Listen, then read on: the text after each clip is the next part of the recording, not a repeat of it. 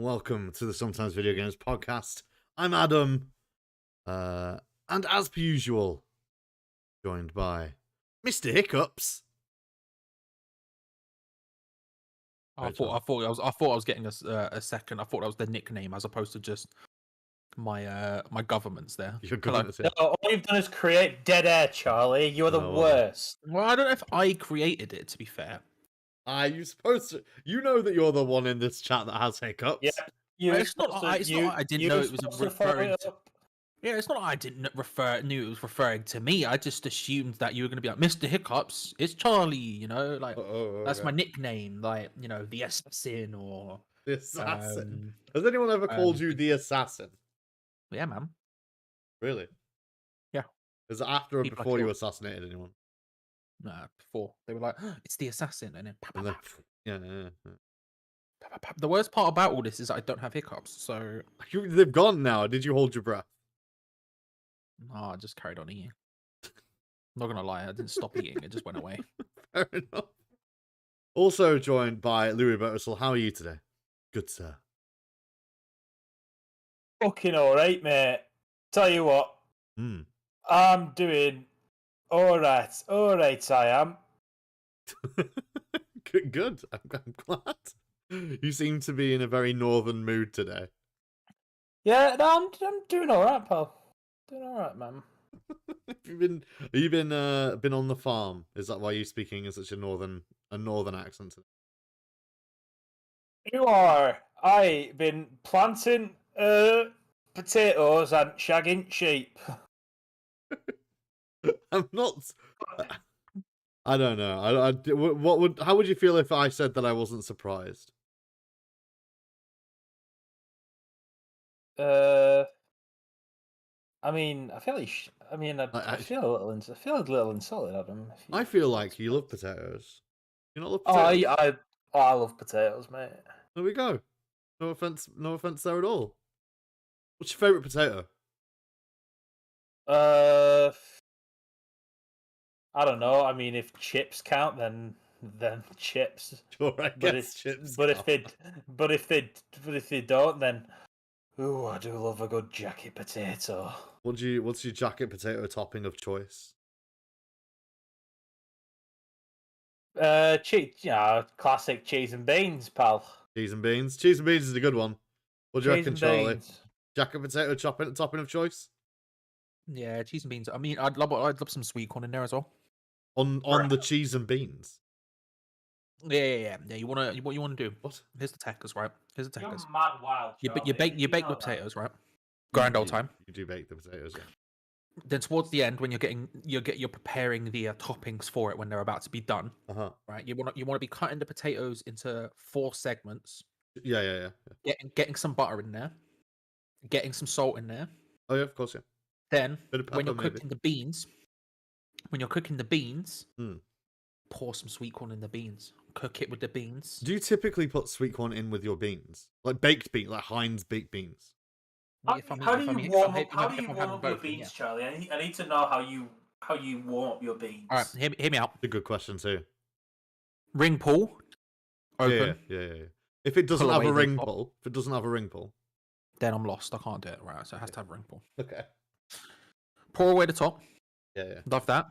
Pour the beans into a pan, a saucepan. We're talking primary, depending on the bean can. You know, if you're talking like the sort of, because you get the Heinz, you get your 2 variations by and large. You get your smaller one, the half ones. Yeah. Which are like in my head, which in my head are a single portion. I don't see the point of the small. I feel like the small ones are like the perfect amount to put on your jacket potato, Adam. That's what I strongly agree.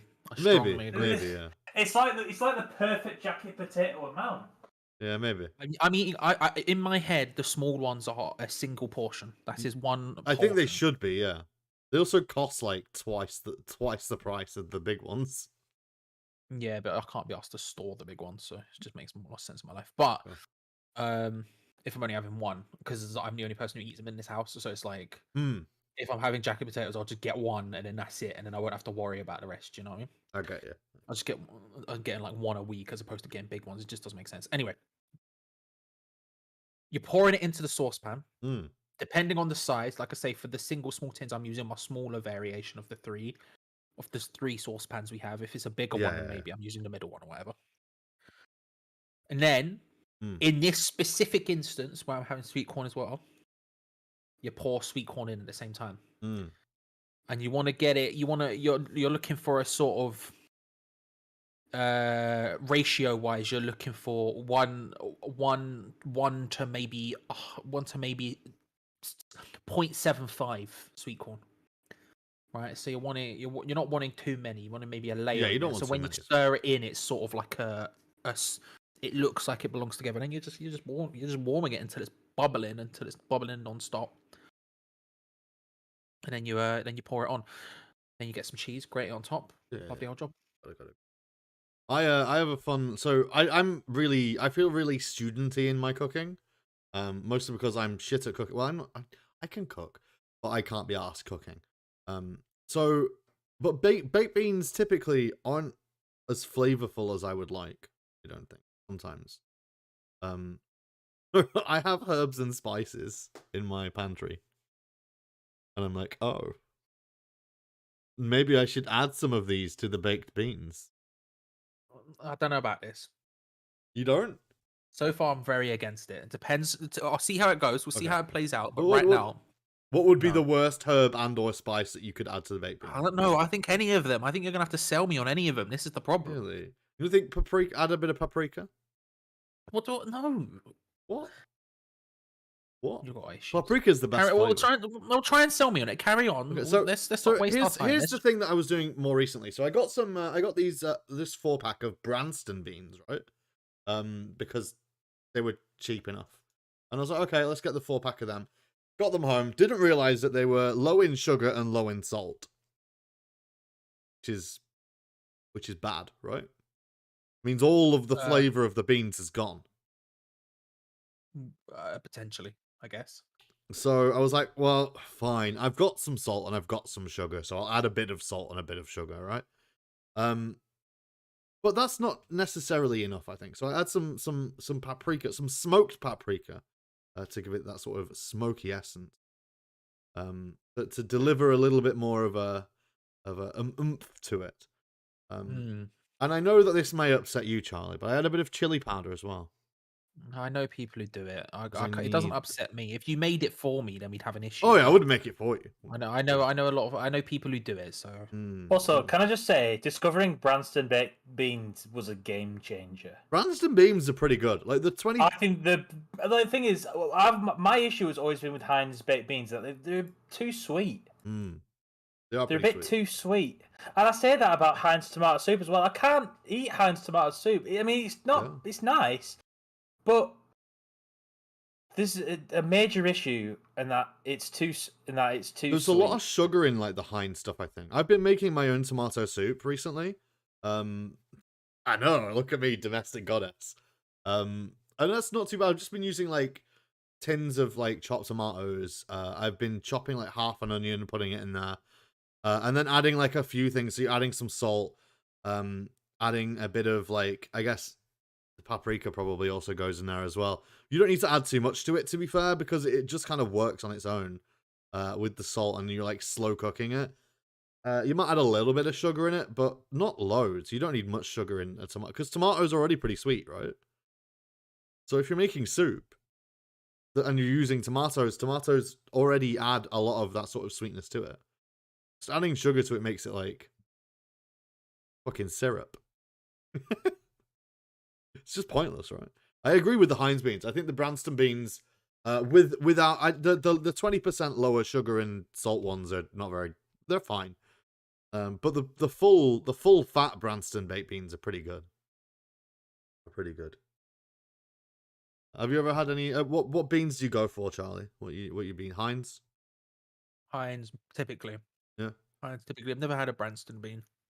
Yeah, they're not bad. They're not bad. You know, they're all right. Pretty good. I would recommend if you were up for beans. I'd maybe give it a shot. I'd give it a whirl if you recommend it. I'd give it a whirl. The second leading brand, right? Because Heinz is the big one, right? Yeah. You're getting Heinz, and then you're getting Branston, and then you're getting like Morrison's own brand or Owens. Yeah. Like, I don't think there are any other type of baked bean, like, brands, baked bean brands out there that you like, oh, I want this. Yeah, I can't think of any. I can't think of any. Any, Louis? Baked bean brands?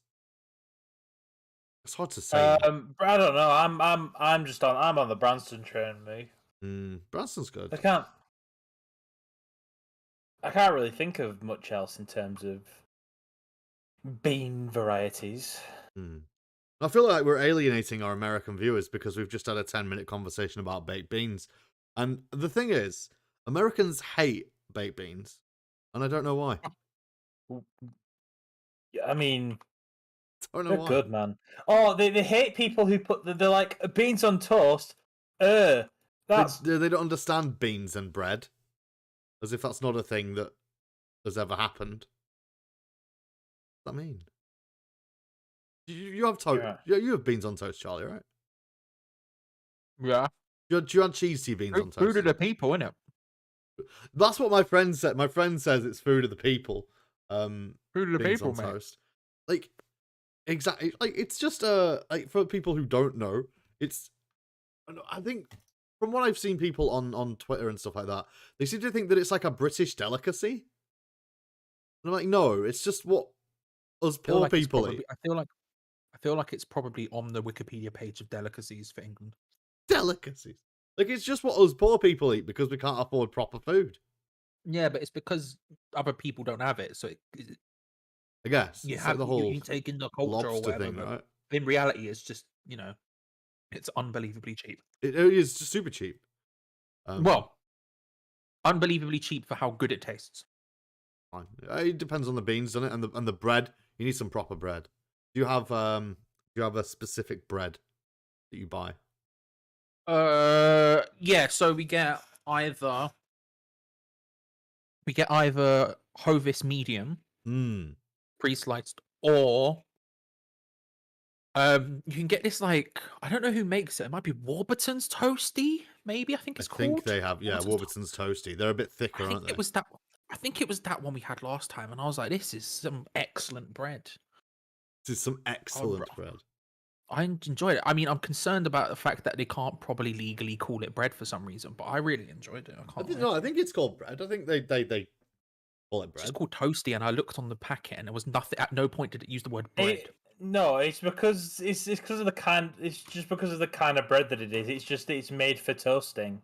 Yeah, like Warburtons have two main bread types, where it's like they have Warburton's blue and Warburton's orange, and like the orange one is the bread that they make that's designed for toasting. Oh, listen, I don't disagree. And so it's bread. So they call it bread. They do call. That's what I'm saying. At no point on the packaging was the word bread present. That's the point I'm saying. But it was very, very good. I can't lie. Yeah, you can't lie. You're under oath. You're not allowed to lie. Under oath. Yeah, you're not allowed to lie. Lying's bad. No. I had to tell the truth. You did. Lying is wrong. Lying is for criminals. Louis got it right there. Lying is for criminals. And you're not a criminal now, are you, Charlie? Nah, man. I'm as legal as they come. As legal as they come. I mean, yeah, I guess I partake in nothing but legal activities. I guess so. So yeah, I just found it a bit weird. Like, baked beans, they're all right, aren't they? They're all right. They're not so bad. People don't like them. So it is what it is. It is what it is. That's do you the have a bread portion of the podcast done. You're welcome, everyone. Yeah, it is welcome. Hope you I was going to say, do you have a bread, Louis? Do you have a specific bread you buy? Now onto the bread portion. Yep. In the timestamps. I mean, my favourite bread is, I don't know, I'm partial to Warburton's Toasty Loaf. There we go. It must be said. Oh, we're talking about food again, Adam. Nothing wrong with talking about food. We do it an awful lot. To be fair, though, we eat a lot of food, don't we?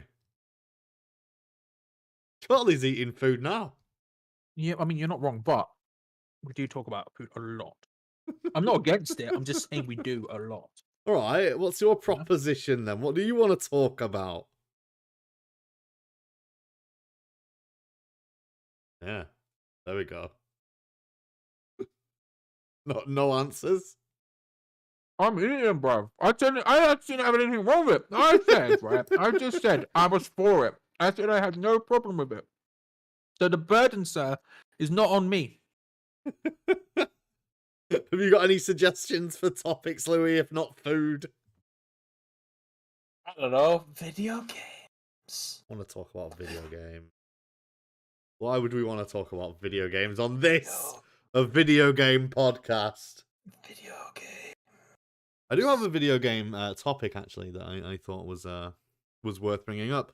And I'm not sure, if I'm assuming it's not an April Fool's joke. If you're listening to this past the fact, yesterday was April Fool's Day. E3's dead.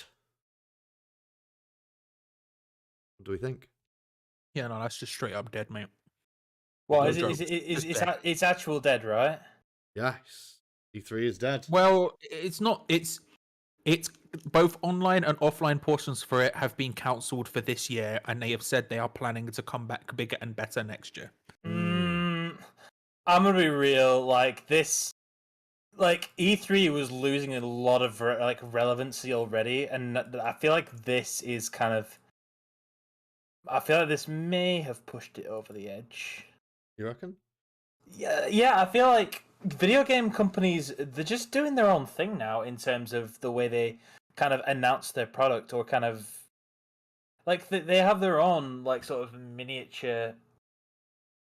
Yeah, a lot of them like do, yeah. announcement events, and frankly, I just think it's better. Like I feel like Nintendo kind of started the trend with the Nintendo Direct, and I just always thought it was a better system. It's better than E3 because I feel like I don't know. I don't feel like there's a ton of, or there's as much hype because of, I feel like with E3 we're exposed to a lot all at once. True, yeah. And we're not really able to process a lot of like emotions for a lot of things. For the most part, we kind of focus on like maybe one or two things that like we really want to play, and kind of don't think about the rest, and then until it's like, oh yeah, shit, that's coming up. Oh yeah, that game exists, right? I guess so, yeah. So I feel like people can get excited for more games With the E3 being not a thing. Yeah.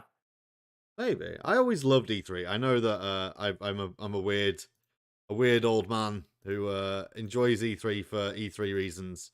I always loved E3. E3 was always I think it's probably because for me E3 was always been a big part of like not necessarily my gaming life, but like yeah, I guess like the idea of video games for me, like I'm always like, oh yeah, E3 every year. Since I was like I guess like even since I was like 15 probably.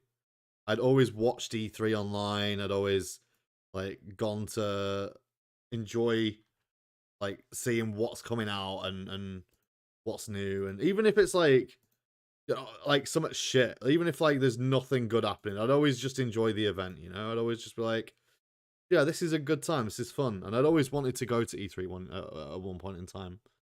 Like I know now it probably never happened, but I've always wanted to. I think when I first heard about it as a thing, I was like, "Oh, that sounds really cool. I'd like to go."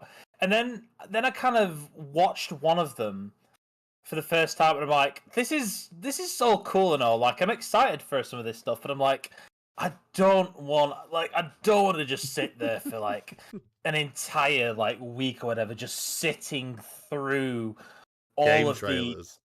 all of these game trailers. It's just like About 13 of which you actually care about. It's and like the rest of the 100 are like. If I want to see it, it's like it's media that I can consume in my own time. Yeah, true. That's which the is point, why, mate. which is why I like these smaller, like which companies are doing, because they're only like an hour long. Yeah, 45. Or even like 45 minutes to an hour, sometimes even half an hour, and like those are all good lengths, I think. Yeah, definitely better. And like, I wouldn't want one of those like every day for like an entire week. That just sounds exhausting. Yeah. Especially when PC Gamer or whatever, or the PC show lasts fucking 3 hours. The PC show lasts 3 hours and nothing interesting is ever unveiled. That's why we skipped it every time. Charlie, what were you gonna say? No, I was gonna say because that's the problem. It hasn't survived COVID. Like, no, it hasn't. Yeah. Like COVID's killed it. There's always been conversations for as long as, like, so I first heard about the show in secondary school, so it probably was like 2008, 2009, something like that. But I remember in 2012 or something, they tried to change it and tried to move it, and they put it in it. They did something weird with it. I can't remember exactly why or how. I remember them moving locations from the LA Convention Center to somewhere else. I think it was San Diego. Oh, it's San Diego, yeah, isn't it? And it just didn't go very well for them, right? There. So they moved back, and like since then has constantly been conversations about E3 is dying, and the idea, because the thing is, it served multiple purposes. Yeah. Like originally, it came about as a way to sell games to retailers. That was the original point of it. Then press started attending it, and that helped with the hype cycle of games. So then press started covering like the new upcoming games, and then after that, obviously, it's grown and grown and grown to the point where it became like the leading consumer thing for the year, right? Yeah. And so it served a bunch of different purposes. Then you started getting the press conferences started happening, and it sort of came together in one massive week where you had the games on the show floor for journalists and retailers to go and test and buy to make their decisions on what coverage should be, how to cover it, how to start reviewing it, previewing it, for retailers to decide what games they should and should not be getting ready for, buying, all of that kind of stuff. And then you had the press conferences beforehand, which were just for hype purposes. Again, originally it was a business summits, but now they're just hype things. And then over the last couple of years, and it just, the relevancy has died out, because that conversation was always, it's dying. What's the point? Why did the press need to all go to E3? Why do they all need to go to LA for a week when you could really just figure out a way to send demos to people virtually? And it's like, there needed to be, in order for it to fully get killed, which it never fully was, it needed to have something like a pandemic where, everyone physically was not allowed to go to LA for 1 week. It just couldn't happen, and that forced everyone to refine their solutions. And I think at this point you see it, right? Previews haven't slowed down. Coverage of games hasn't slowed down. It was already, like you say, Louis, like we're talking about directs and everything else, and like companies already find different ways to have miniature conferences, if you want to word it in that way. Like they already exist now. Like all of these different things exist now, and the global pandemic forced them to figure it out. And at this point, it's sort of lost its relevancy. I think I miss it. I don't want it to die. Partly because I've always wanted, like, it's always been a bucket list thing to go. Not so much in the last 3-4 years where anyone can go. You just have to buy a ticket and you can go. When it was like purely a press thing, I always wanted to go. I always thought that would be like a moment sort of thing. But also because, I'll be honest with you, I like the hype cycle. I love the. I think E3. we all love the hype cycle a bit. There's something, but it just doesn't get matched anymore. Like when you look at like directs, when you look at state of plays, Xbox doesn't really do anything like that yet in a big way. But I'm sure it will at some point. They don't match an E3 press conference. There's something, because the whole industry came together in one specific week in one specific place, and that include outsiders. Like, I remember back like 5-6 years ago, you'd be able to see stuff about what video games were announced at E3 on like the Daily Mail and places like that. That's how big it was. Oh, yeah. It was something where even the outsiders would come in, even like not gaming publications specifically would come in and cover it. And it's much more. You're 100% correct when you're talking about how it's much more manageable. It's much calmer to watch. Spread them out across the year and stuff like that. But do any of them match an E3 press conference? I don't know if they do. I don't know how often we watch a state of play or watch a Nintendo Direct and just go, it's like, amazing, yeah. And it happens in the same way, and I kind of miss that. Yeah. And it's insane because I'm someone who doesn't particularly get involved in the hype cycle of games, and I don't particularly You know, I have problems with certain things to do all that stuff, but Oh, like of course. that specific, I do kind of miss it. And like, as much as it looks like Jeff Keighley has killed it and is is going to be the Lord and Savior of the Summer Games Fest, and that's essentially what's going to replace it. I don't know. That still hasn't hit in the same way of I don't think that Xbox, Summer Game Fest Nintendo, ever worked. Sony, all of these companies, EA, like every single company, every single publisher coming out and going, bang, here's all of our stuff at once. And there's something about that I don't know. It sucks. It's better. Don't get me wrong. I think it's definitely better, but I don't want it to go because I just miss it, you know? No, I'm kind of agree with you and don't at the same time. I think for these events to continue, I feel like they need to offer more for its attendees, if that makes sense. Because this is the thing. This is the thing. I think it will come back. So this idea of them coming back next year, I think it will. But at this point, it's just going to be PAX 2.0. Oh, sure, yeah. It will just be a consumer show. It won't. Like you won't see the press conferences in the same way you do now. You won't see the press covering it in the same way you do now. It will just be PAX 2.0. That's my bet. I think that probably will happen. Sadly, I don't know. I always loved E3 as a general thing. You know, I always loved it. I always loved the hype around it. Same as Charlie. I remember even recently, I think that there was a bunch of hype around stuff. Like, I still remember when certain things happening at E3, like certain games are shown in certain trailers. I remember that big year where Sony showed off Final Fantasy VII and then Shenmue 3 and then The Last Guardian, and like everyone went absolutely fucking berserk because nobody thought those things were going to happen. So like 2014, 15, something like that. Something like that, yeah. And it's just like, Jesus, man, you know, they just happen. Like nothing will, and nothing will match the memes as well. Like the memes are always so good. Like they're stupid, but they're always so good. Remember like the giant enemy crab and how it was the most realistic samurai game in the world, but you know, giant enemy crabs existed, or Mr. Caffeine. Mr. It's so odd. It's just like it just feels like the whole of the gaming community. Like I think I might have said it before, but it feels like video game Christmas in a way. Like everyone just comes together and enjoys the stupid shit that happens, and like nobody really cares like about all the shitty console wars, or like everyone's just enjoying the crazy announcements and the genuinely stupid things that happen on stage, and the really cringy influencers coming in to talk about Need for Speed for a minute or whatever. It just it's just fun. Like it feels like Christmas for video games to me, and everyone along the internet is involved, and everyone on the internet gets in the conversation, and we just sort of set everything aside and go, you know what? Let's just chat about. Let's just love video games for a minute.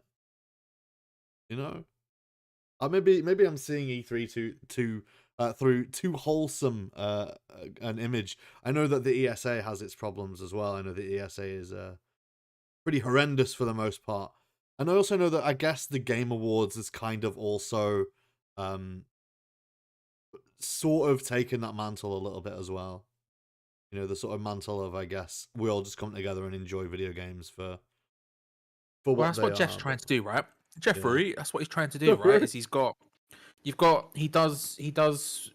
Game Awards, he's got Summer Games Fest at E3, he has opening night live at Gamescom. I just don't.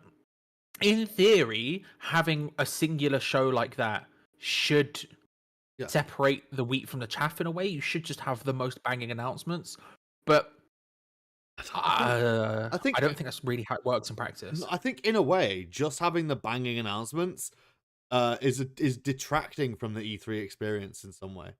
Like I remember being at I think we actually tried to, I think you and me Charlie tried to record it or something at one point. I remember it was a Square Enix conference that happened, and we were just sat there and like, oh my god, this is the worst conference I've ever sat through. This is so fucking boring. And then Yoko Taro comes on stage with a giant fucking moonhead mask. And I'm just like, it's Emil from Nier. And everyone else is like, I don't know what the fuck that is, but it's fucking weird. And like, you don't get moments like that, man. You don't get moments like that in anything. Like at the Game Awards, you don't have like, oh, this is boring, isn't it? Yeah, nothing cool's been shown off today. Oh shit, what's that? That's fucking weird.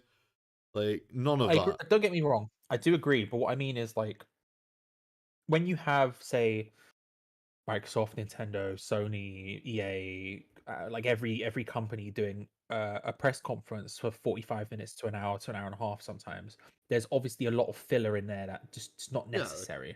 There's a lot of filler in there of stuff that either companies want to get over, so they put them next to their big exciting products, or just there to fill time or whatever. And theoretically, having singular shows like we have right now in Summer Games Fest, Opening Night Live, and Game Awards should, in theory, get rid of the stuff that people. Sony can't show off Wonder Book, right? Not like Sony uses Wonder Book anymore, but you know what I mean. Like, you know, this. But what if they could? Connect can't do Connect Adventures or whatever those games were. There's a lot of that stuff where it just no one cares about. That's there for whatever purposes that should get separated out, but I don't know if that's entirely like, because every company now has their own conferences all throughout the year. You don't get these big spikes in hype. You just get little dispersed ones throughout the time. Yeah. And say, I don't know what's a big game that might exist but doesn't, that we don't know about.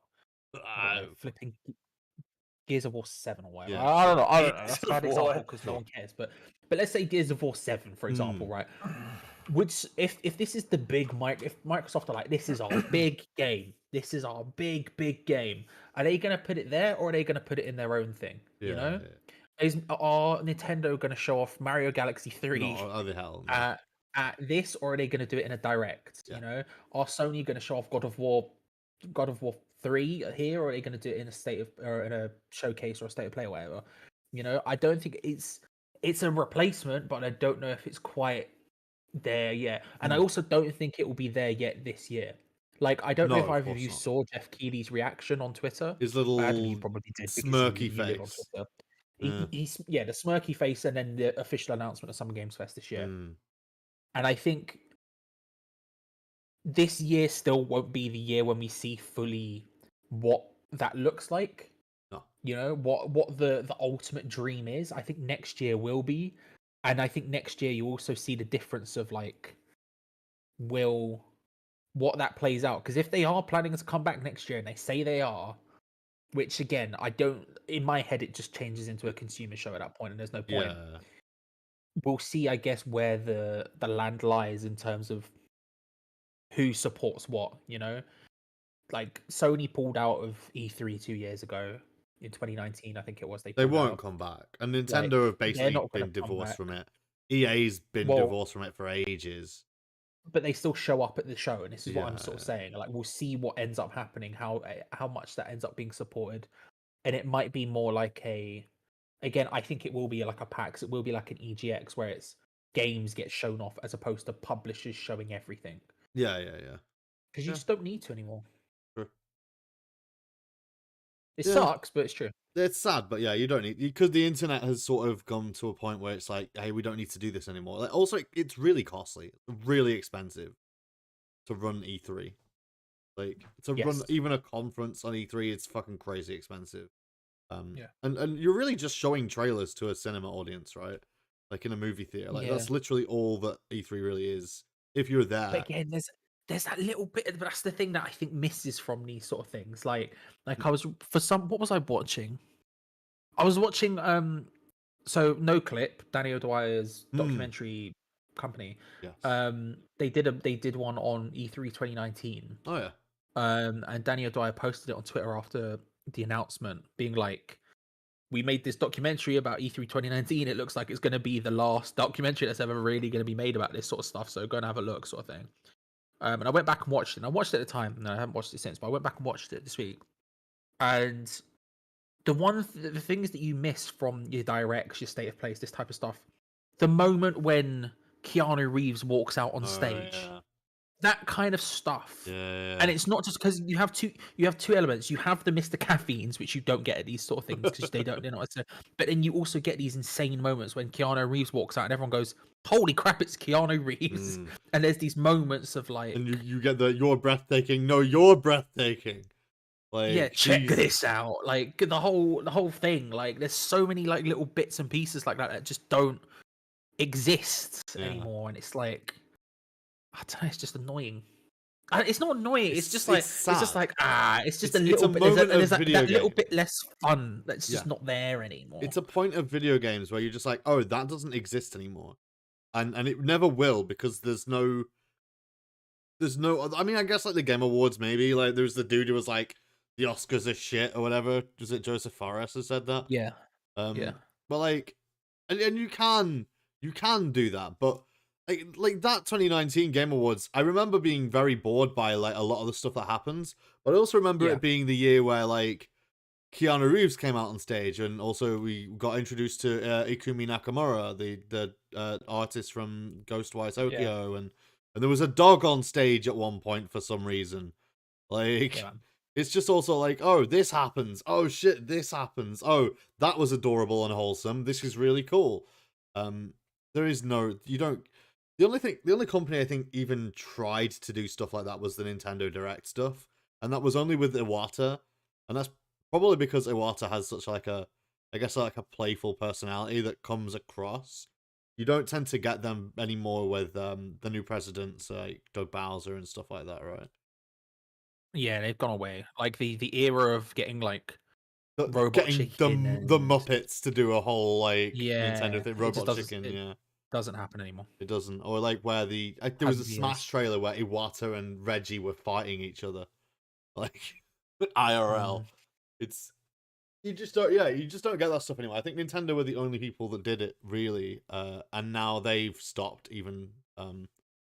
Which the sort of goofiness of, I guess, I think wholesome is kind of the word, like the wholesomeness of video games, the love of it, just the genuine love that people have for video games is just never going to be shown at those kind of events and conferences.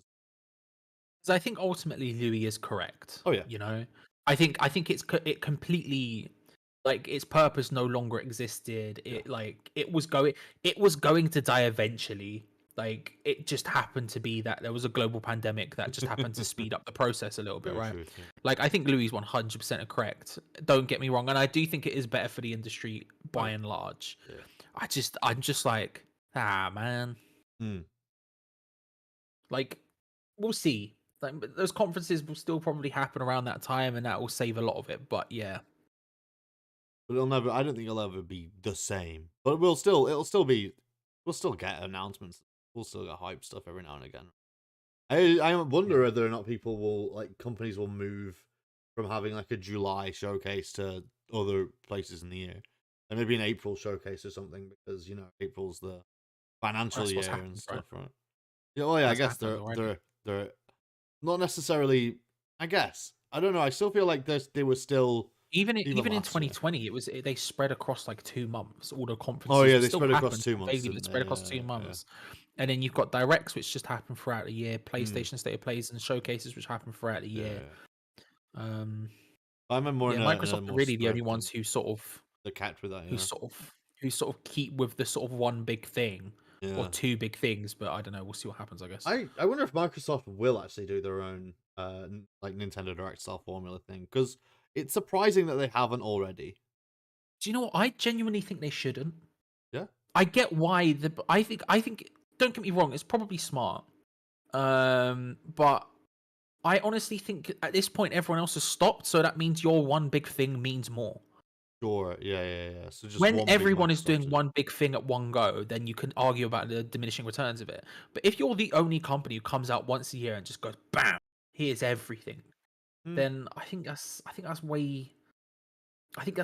impactful than having 4 throughout the year. True. And like Microsoft have a lot of studios now, so they could probably fill out the 4 throughout the year. But at the same time, I think having 1 or 2 big things during the year is just like you have your one here, you have your one at Gamescom or that's probably a bit too soon. I don't know, somewhere towards the end of the year, and just go bang, bang.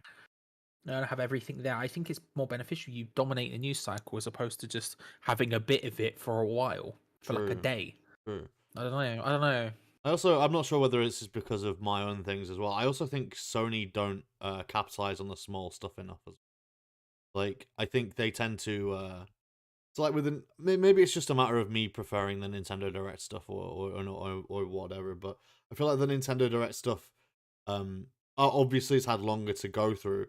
I think they usually have a better balance of like, oh, here's a bunch of small stuff, here's a bunch of weird niche stuff that people didn't really know they wanted, but some people really want, and then, oh, bam, here's a massive one. Shut up, watch this massive one.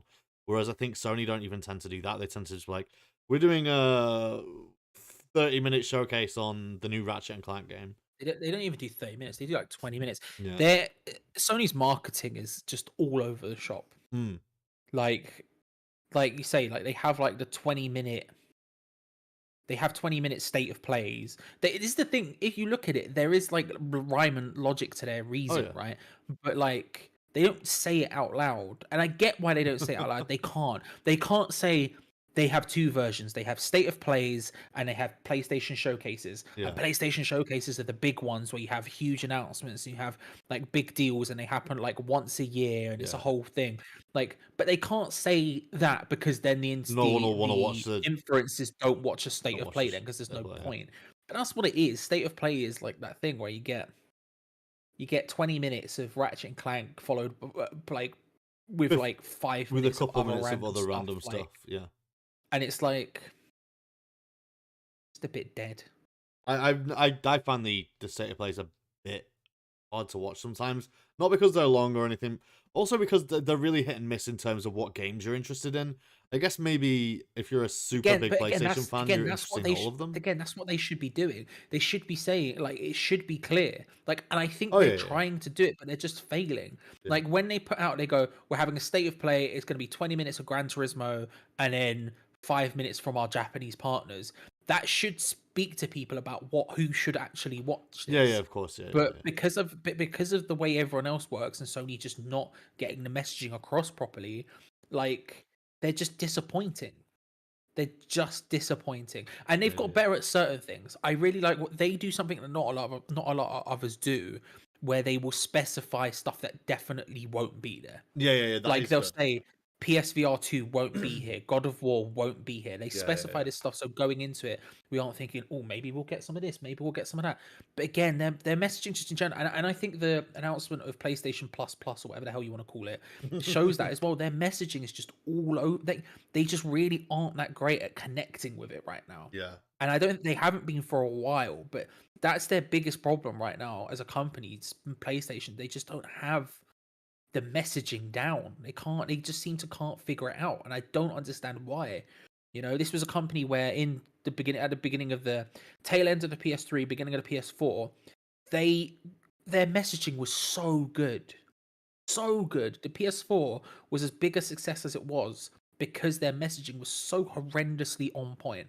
With everything they did, they just nailed it 100% of the time, down to this is how you borrow games on PlayStation, hands the disc, thanks, like stuff like that, where it's just like, this is such basic stuff, but it works so perfectly and it gets the point across so easily. There's so many easy wins, and yet now you look at it and they just can't get anything across properly. And I don't understand how it's gone so wrong for them. I think Sony have a real issue when of getting lax, of getting too lax with things, and I don't think the other companies do that as much.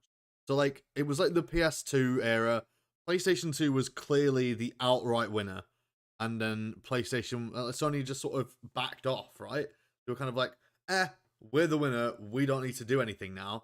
PS3 comes out, and they, like, basically don't even talk about it. Like, PS3's out, bye. And they've done the same, basically, this gen. Like, everything they said was stupid. Like, the hubris was mad. They came in, they made something that was 3 times more expensive than anything else. And, like, literally, the people who ran the company were saying stuff like, you will get a second job to buy this. It's like, I understand the braggadocious stance you're taking with this, but you're so dumb. It's so blindly stupid to say out loud. Like, I also think it's probably hurt the PS5 a lot that for some reason it's just the PS5 and not the Xbox that is really hard to get hold of. Like, I think the Xboxes are sort of hard to get hold of, the Series X's, but they're not as hard to get hold of as a PS5, right? Like, PS5s are like fucking by and large, and it helps teeth, that, so it helps there's different SKUs, right? Yeah. So PlayStation, both of their SKUs are the exact same apart from the disc drive. Yeah. Whereas Xbox's one is noticeably less powerful, and so I would suspect is a significantly easier to make. S is also really easy to find. That's what I mean. I could go in and get an S whenever. You could. I don't know. An X would probably be a bit more difficult to get, but I could go and get an S whenever I wanted. You could probably get an X, but basically whenever you wanted as well. To be fair, like if you wanted to go buy a PS5, sold out, but not. It's nowhere near. It's nowhere near the Wii levels of nonsense that we're getting with the PlayStation 5 right now. Like I can walk in. Like I think I walked into a CX the other day, and I was like, "Oh, you got some PS5s on there? Oh, they're like 900 quid. Fuck off." Yeah. And that's a high street retailer as well. Not, I know they are a bit of a sort of scalpy kind of company, but like they add a lot of money on it if it's in high demand. But like CX is a proper company. Like they're not scalpers on the street. They're not people selling shit on eBay. Like selling a PS5 for 800, 900 quid when it's supposed to be what, 350, 400 maybe. They are. I don't know. They're basically scalpers. It depends on which one. It's just incorrect though, isn't it? Like selling it for that much of a markup. I mean, yeah. And I mean, yes. Yes. I mean, like capitalistically, no, it's worth whatever people pay for it. But also, yes. Of course, it is worth whatever people pay for it. You're right. But also like, it's just. Capitalism sucks, right? That's the. But I don't think how difficult a PS5 is a negative for them. That's just pure. No, on CX, everything's a negative for them. Dog crap. But what do you call it? How different? I mean, for Sony, I don't think it's a negative thing at all that they. Like, I think if anything, the fact that PS5 is so difficult to get hold of is nothing but a positive for them. Maybe the amount of people I speak to people who are not casual in that they just play the Wii. I'm talking about people who like had a 360 during that generation and played Gears of War and Call of Duty and FIFA, and that's like they like video games, but they don't go crazy on them. They want PS5s. I had a conversation with someone who is this kind of person literally 2 days ago, and he went, oh, I was looking at the Xbox the other day, but to be honest with you, I just want a PS5. And it's because it has that bougie idea about it, right? That like this is the console that is it's got a bit of the swag to it, the sauce to it. It's the same reason, you know, anything like iPhones are more popular amongst those sort of people than Androids. Sure, just get your Xbox and just do the same thing, you know, apart from like some specific exclusives. You're basically getting the exact same thing, right? But no, they want a PlayStation. I don't think it's a problem at all. No. I think that's the one part of their messaging they've probably got right now. Everything else is they just flop consistently. But that's like, well, that and the quality of their games. But like from a marketing standpoint, I think their attempt to make PlayStation 5 the bougie, like what's the word, boutique console, I think has worked perfectly for them, and I think they've nailed it. But outside of that, everything else is their biggest problem. Yeah, I guess so. Yeah, they've sold more than Xbox. They've made more money than Xbox in that sense. It's clearly worked for them, and it's like people want it. It's just a case of. And again, I'm talking about people who had an Xbox One, not even a PS4. They had an Xbox One, which what a mistake that was for them on their behalf, by the way. But yeah, it's their marketing department in general is just an issue right now. They really, really struggle to get messaging across in a solid way. When PlayStation showcases roll around, they nail it. Every other time of the year, they are not. They are really all over the shop. They're really all over the shop. And again, like I said, the PlayStation Plus announcement this week is a grand example of that. What do you think about that? What's your take? What's your big take on that? Yeah, so I think it's fine. I think it should be 2 tiers, but apart from that, I think it's completely fine. I think the way they announced this is the stupidest thing in the world, but yeah. Fair enough. I think you announce it when it's about to come out. You announce the games that are on it. Yeah. You go bang, bang, bang. You hit it in a big way so everyone gets hyped and doesn't have the chance to have these conversations about. So you like this, the whole 2 tiers of console? No, I don't give a shit about the 2 tiers of console. Ultimately, I'm talking about the PlayStation Plus 2 tiers. It should be 2 tiers as opposed to 3. The new PlayStation Plus, the PlayStation Game Pass should be 2 tiers. It shouldn't be 3. I think that's just a waste of time. I think that's stupid. Yeah, I get it, but silly. Whatever. I think it should. I think it should be 2, just to make it easy. But again, that's a messaging thing. Like it's overly complex to get across what's going on, what tiers they're on, and all that sort of other nonsense. I think you just should have 2 tiers and go. The first one is PlayStation Plus as it exists now. Nothing changes. You carry on with your life, and then the next one is the big one that has everything in it. I don't think you need to have all of these complex this, that, and the other as about. I think it's just a bit stupid. I see why they've done it, but for me, it's not. Apart from that, yeah, it's fine. It makes sense. You know, it's exactly what I expected it to be, and it's a start. It's probably a good start. Yeah. It's better than Game Pass was when Game Pass first started to exist. I don't even remember what Game Pass was like then.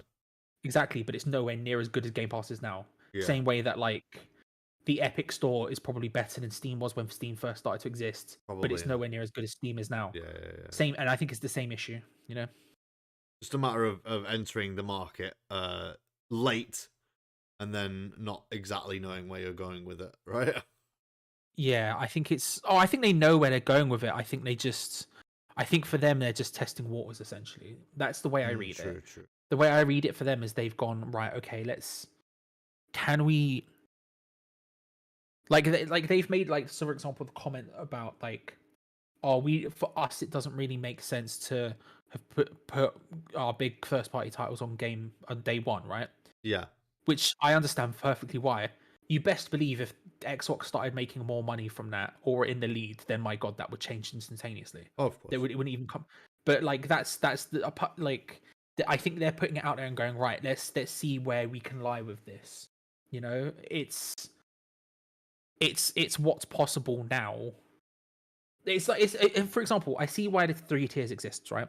Because you have the base tier. So if you don't know, you have the base tier, which is PlayStation Plus as it is now. You pay that, you get your online, you get 2 games free a month that you can keep forever as long as you're paying for PlayStation Plus. Yeah. Done.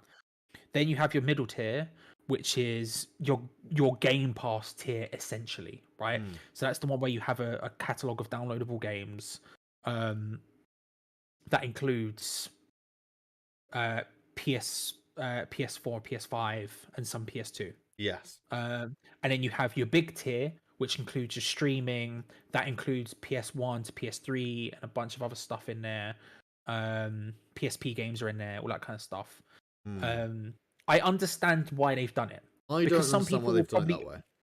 Because some people probably just don't give a shit about streaming. Do you want to stream your games? Probably not. No, but so, I mean, why have they separated pay for it? PS3, PS1, PS2, PSP, whatever stuff. PS3 is only available via streaming. Oh. Because you can't, because they haven't, because that console was so badly made, or was so made with such hubris that even they are like, do you know what? This is effort to figure this out. So PS3 games are only available via streaming, for example. Really weird though, right? And I think you're still looking at probably deals that were made a long time ago about, we can make these available via streaming, we can make these available via downloads. This is why this works. This is why this doesn't work, and just existing from there going forward. I would suspect. So again, it makes sense because if you're not interested in streaming, which frankly I'm not, apart from I would like to play some of those PS3 games. Sure. But outside of that, if those were only downloadable, then why would I pay for the streaming? I think that's I get why they've done it, but the messaging is so convoluted and it's complex. It's not worth it in a sense. I think you just make it 2 tiers and you make it as simple as possible. I think the thing with the streaming thing is I don't think anyone wants to stream their games. Like I don't think anyone wants to. I think it's just a thing like nobody wants to. the only reason they would go on the higher thing to play PS3 games, right? If there are any PS3 games on there that aren't available on PS4, so like The Last of Us is available on PS4, so it doesn't count.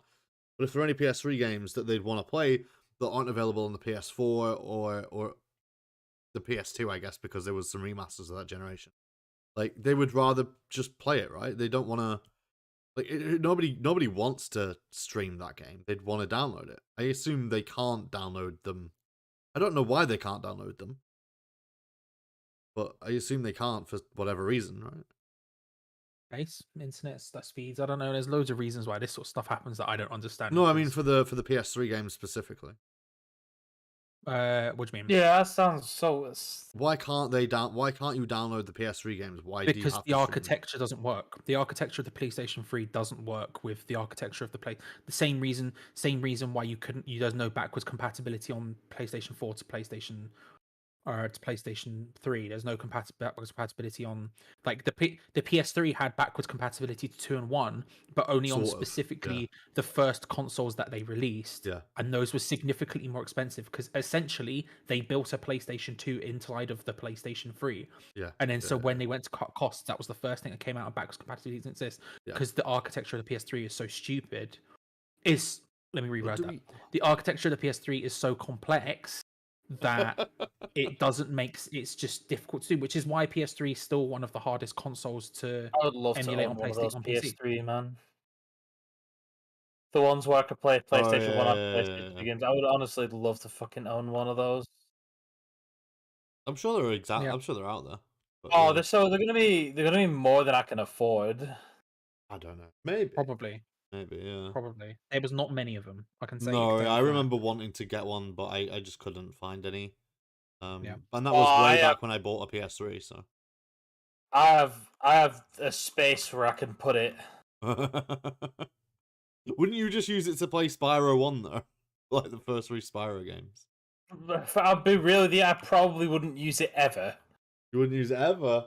Oh, you played the Spyro games more recently, haven't you? Did you borrow a friend of ours to play through the Spyro games on the PS3? I mean, no. Oh, I thought you might have borrowed a PS3. I can't remember. I borrowed it. I can't remember what I borrowed it for. Oh, I think it's because my PlayStation 1 wasn't working at the time and I got it fixed. Oh, yeah, that makes sense. So yeah, I have a PlayStation 1. It's currently set up. Fair enough. Do you play your PS1? No. Why not? Because I play on my PC.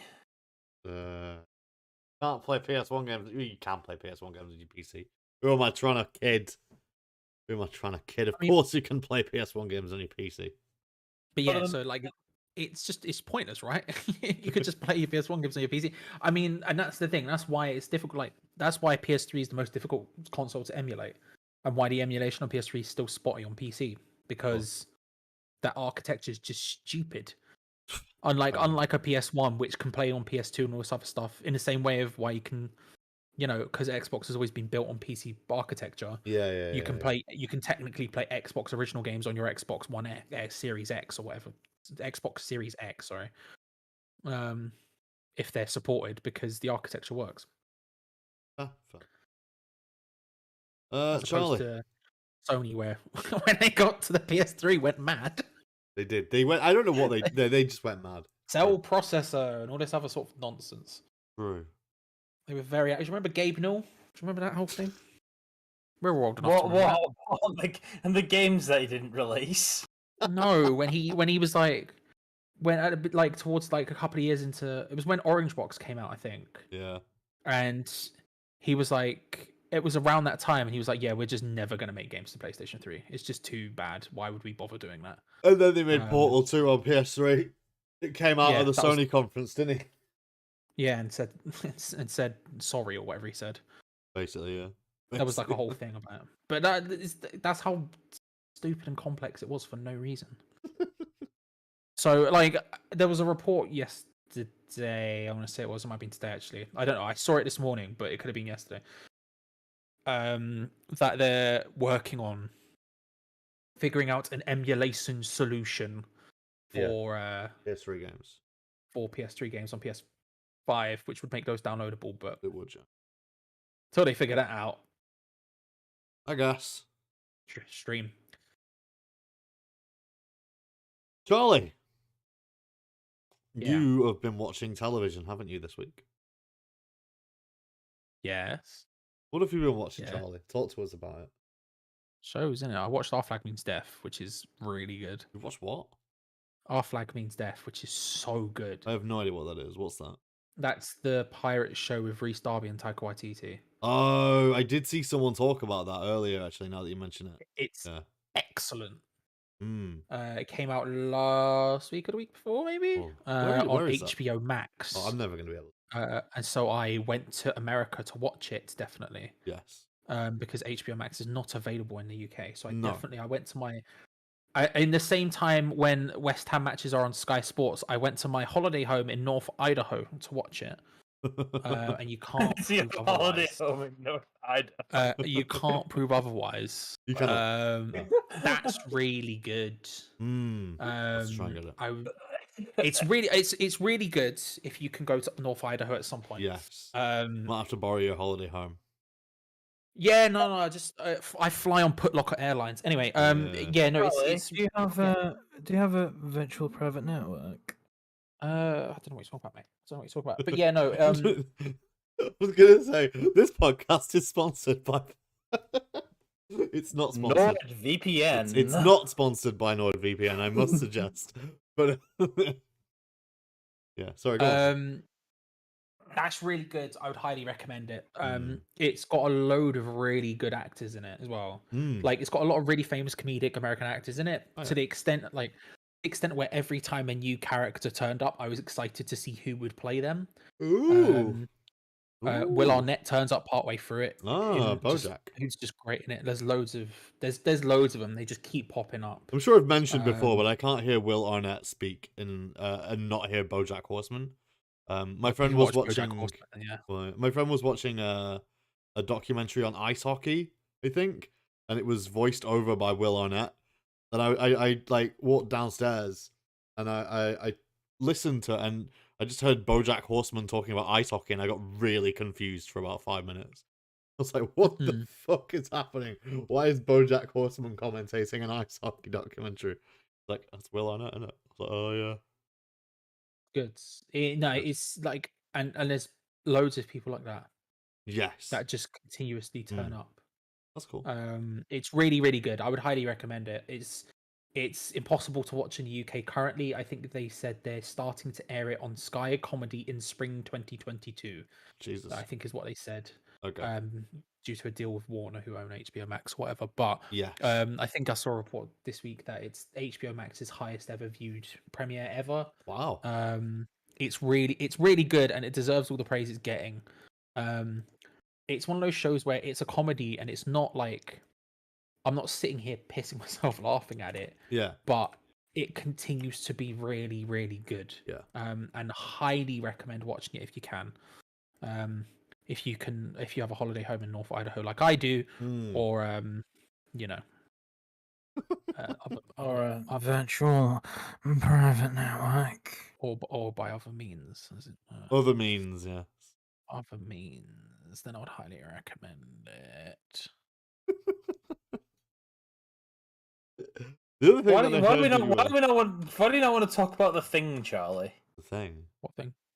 Oh. Name a thing. I'll talk the about VPN. I don't know what you're talking about. I go to my holiday home in North Idaho. I eat potatoes in North Idaho. That's where he gets all his jackets from. All of them. They're from my holiday home in North Idaho. I go to it, and it is just, hang on. It's just, where's Idaho there is? It's just outside Salmon, North Idaho. Salmon. Yeah, man. Salmon, North Idaho.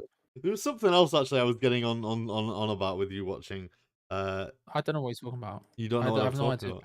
I haven't got the foggiest idea. No, I definitely don't know what you're talking about. I know. Nothing I've about watched- nothing about bridges and I don't know what that towns. is, mate. Bridge and I don't know what that is. towns. I don't even know what you're talking about. You've been Yeah, watching... there is a bridge in the town of Salmon, Idaho. You're right. You've been I'm watching definitely not on it Bridgerton, Charlie. I'm definitely not on it on Wiki on Google View. Have you Street View right now. been watching Bridgerton, Charlie? Yeah, man. Talk to us. Good. I don't know anything about this show other than I think it's a period drama, and also the actor who plays Grahatia in Final Fantasy XIV is in it, and I only know that because someone went mad about it on Twitter, saying Grahatia is in Bridgerton. That's the most you thing. That's not because I knew it. It's because someone else knew it on Twitter. There's a restaurant in Salmon, North Idaho called Shady Nook, and now I'm thinking of Tom Nook. I am thinking of Tom Nook now. Yeah. In the shadows. So, quick question. I feel like I really need to interrupt you all to announce this, right? Oh. But I found the Lusty Argonian maid again in Skyrim. We've been playing Skyrim.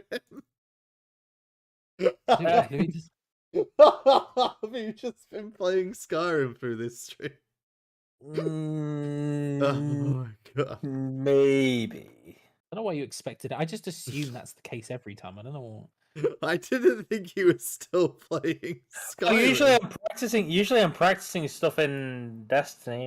Exactly. Yeah. Usually he's not paying attention and playing Destiny instead. This time he's not paying attention and playing Skyrim. Let's read. So I found the Lusty Argonian Maid, Volume 2. Volume 2. We can't start at Volume 2. Oh, they're like, come on, they're like episodes of Transformers. They're not. They can be consumed in a modular order. You want to read? Do you want to read the Lusty Argonian Maid on the podcast? Yes, Volume 2 by Crassius Curio. Okay, go on. Act 7, Scene 2, continued. Lifts her tail, the character name. It's Argonian name. It's like we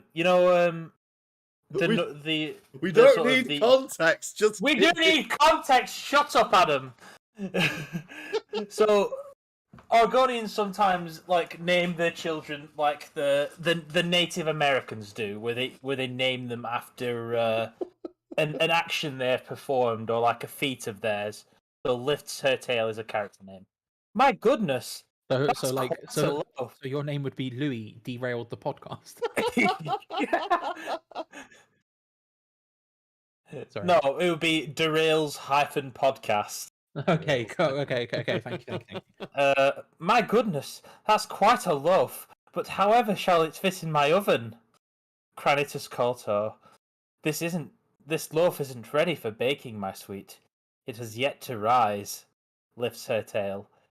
If only you could hurry that along, how would I accomplish such a task? Cranitus again. Oh, my foolish little Argonian maid. You must use your hands. Back to the Argonian. You wish me to knead the loaf? Here? Of course. But what if the mistress catches me? Your loaf was meant to satisfy her appetite. Don't fret, my delicate flower. I'll satisfy the mistress's cravings later. Very well, but I'm afraid my oven isn't hot enough. It could take hours. Plenty of time, my sweet. Plenty of time.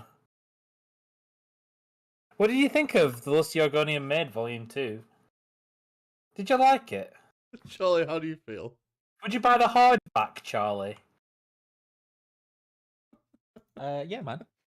Yeah, you enjoyed The Lusty Argonian Maid, yeah? Why not? I think we should periodically do this throughout the podcast. It's now a section that happens, right? Look, our entire thing is based on Skyrim against my wishes anyway. We might as well just get to this stage where we're just reading out the various tomes you can find in the world. You know, we might as well make this happen. I mean, look, you're gonna have to find another You're gonna have to find another book to read us next week, Louis. That's what I'm saying now. Doesn't necessarily have to be the Lust Argonian Maid, but I mean, I'd be disappointed if it was. I know we need to continue the story, but We need to know what happened next. we do. We need to know what happened. So, is this a new weekly segment? Is Louis reads the Skyrim book at us? Why not? Good. Good. At this stage, Charlie, why? You hate Skyrim, don't you? Who? I don't hate it. I can't be arsed. You know? I don't hate it. I don't hate it at all. I think it's a very good game. I just can't. I've just never been able to get into it, and I don't think I ever will be. Unfortunately, I wonder why that is, Charlie. It's a couple of things. The main one's spiders. The spiders probably aren't going to help. The spiders is quite a big issue. Yeah, that's fair. That's fair. But, you know. Is it the spiders, Charlie? I mean, yeah, yeah. With their huge fangs and their 8 legs. Yeah. I mean, that is half of a description of a spider. Yeah. What's happening here, Louis? What are you doing? I'm seeing if the description of a spider is enough to set off Charlie. He's just being described spiders. I don't know if it will be. Charlie has the biggest fear of spiders I have ever encountered. Really? Is that true? It is true. Like, I've never encountered... Look, I've encountered a lot of people who are afraid of spiders, but I've never encountered somebody who cannot look at an image of a spider. Just prefer not to.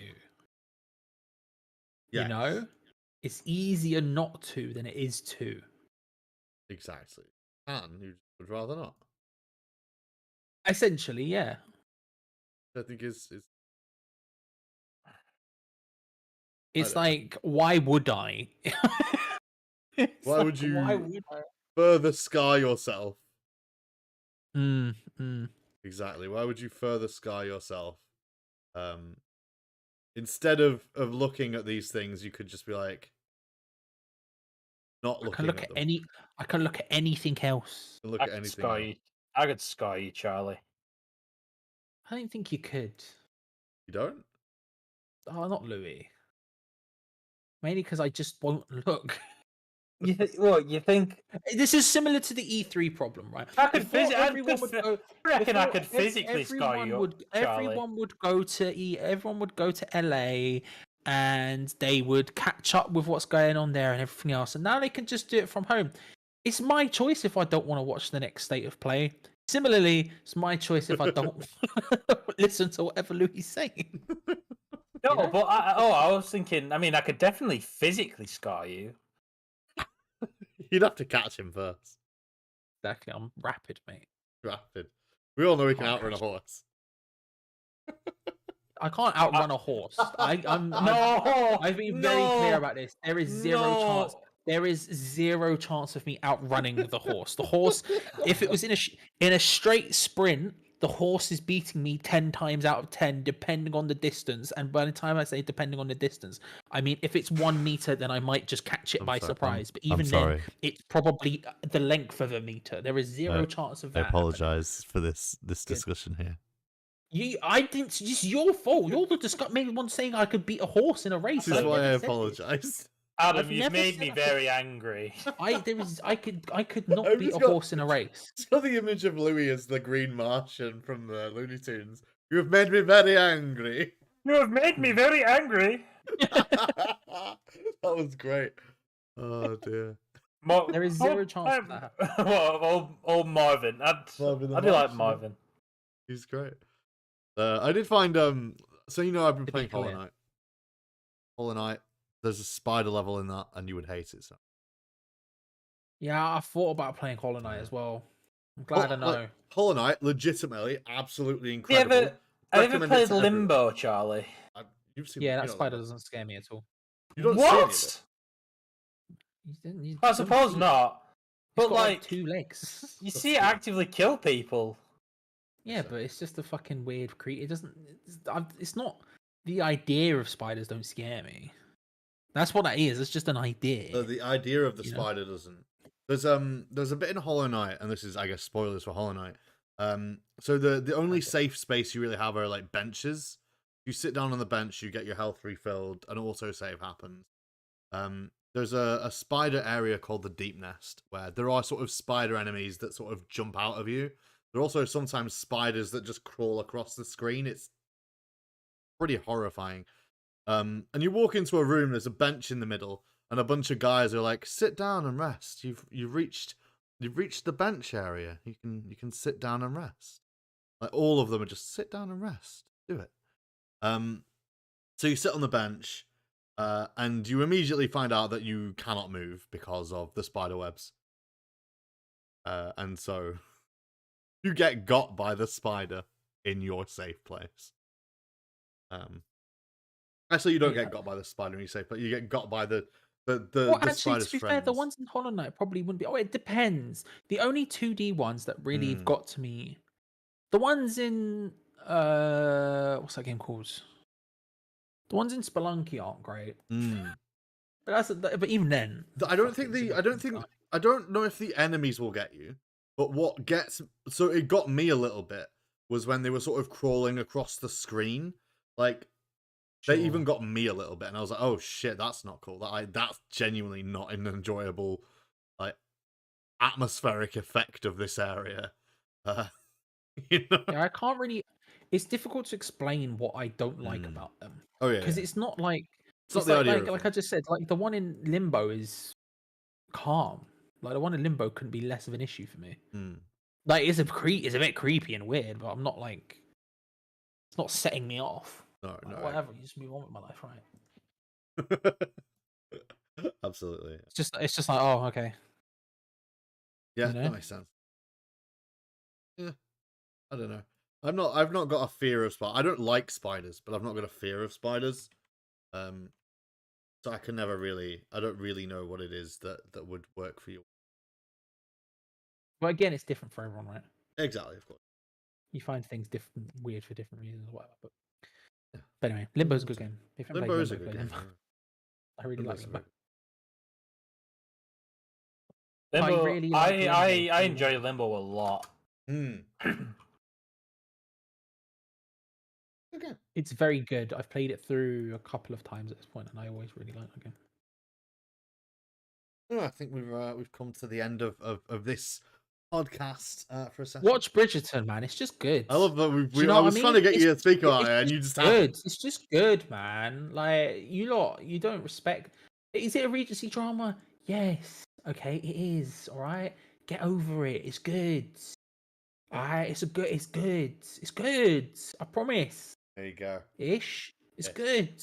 Ish. What do you mean good. ish? The main woman from it is the main woman from it is from Waterloo Road, which is a good start. Okay, that's you all over. Then the mother of the main woman who is in it, who is from Waterloo Road, is Tracy Beaker's mum. So it's good. It's good. And bloody name. Let me. I want to find his name. Lord Anthony Bridgerton himself. Oh, is that who it is? Is also a cat boy in a Final Fantasy game. That's hilarious. That's hilarious to me. That is him of all people. Who's like the most eligible bachelor in the land. I mean, that's exactly what he plays in fucking Final Fantasy, to be fair. Very fair. And then it's just good, man. It's just good. Yeah. What? Give it good. Give it a swirl. Where can they watch it? It's on Netflix, right? Yeah. Big show. Watch on that. Watch Bridget. Big show. I would highly recommend it. Big show. It's just one of those things, yeah, where it's not for me, but I liked it somehow. So it became for you. Yeah. Yeah. You know? It wasn't. I watched TV show and I liked it. It's not my type of thing, and yet somehow I watched it, and mate, we've had a grand old time. You know. Okay. I'm almost done. I'm on series 2 now. Yeah. You know, there's only 16 episodes, nice and short. You know, stress. That's not a bad. That's good. Been watching. Good show, man. I'll end that on. I've been watching. So this season of anime is coming to a close, and the good show that I've been watching called My Dress Up Darling.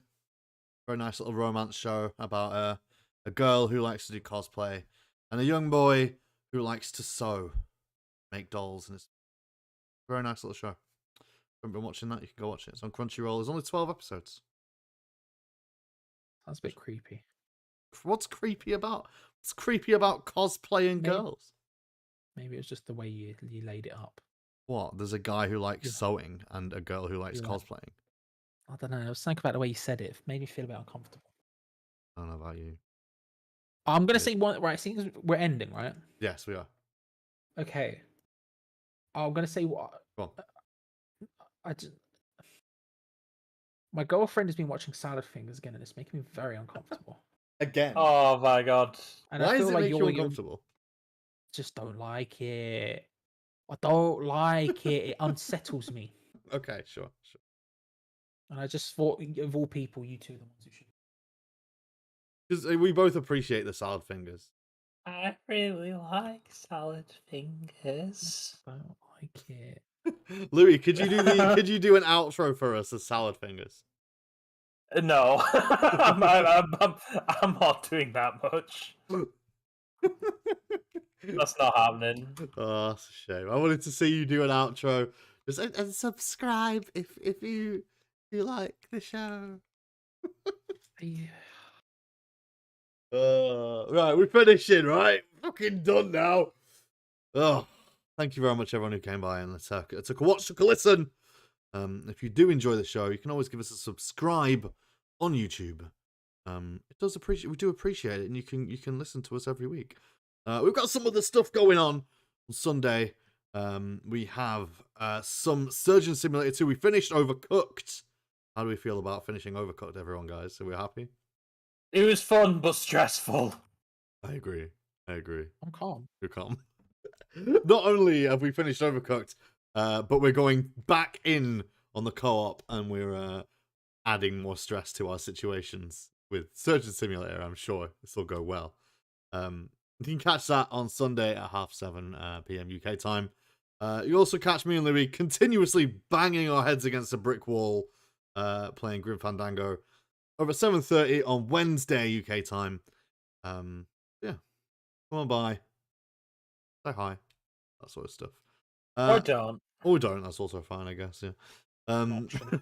But please do. We'd like if you did. And if not, we'll see you next time.